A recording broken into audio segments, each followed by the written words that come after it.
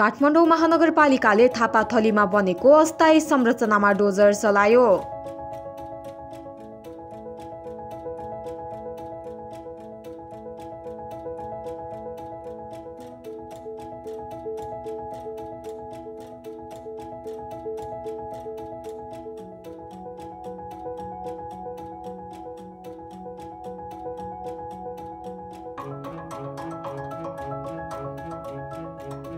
नमस्कार, आजको SN Nepal YouTube च्यानलको भिडियोमा यहाँ सबैलाई स्वागत छ। यदि तपाईहरुले पनि हाम्रो च्यानल इन नेपाल सब्स्क्राइब गर्नुभएको छैन भने सब्स्क्राइब गरी छेउमै रहेको बेल आइकन दबाइदिनु होला। काठमाडौँ महानगरपालिकाले थापाथलीको कालमोचन स्थित राम मन्दिर परिसरमा बनेका व्यावसायिक टहराहरू फत्काएको छ।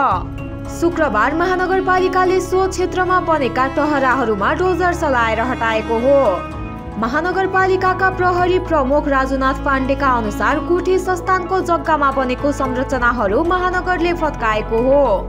अवैध संरचना फत्काइएको हो। गोठी स्थानको जग्गा हडपेर अस्थायी घर संरचना बनाइएको थियो, अहिले खाली गरिएको हो। उनले भने सम्पदा क्षेत्र अधिग्रहण गरी निर्माण गरिएको संरचनामा आज डोजर चलाइएको हो।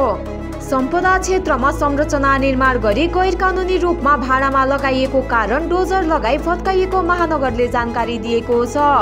सम्पदा क्षेत्रमा निर्माण गरिएको यस्ता संरचना हटाएर सम्पदा क्षेत्र खुल्ला र व्यवस्थित गर्ने महानगरको योजना समेत रहेको महानगरले जानकारी दिएको छ।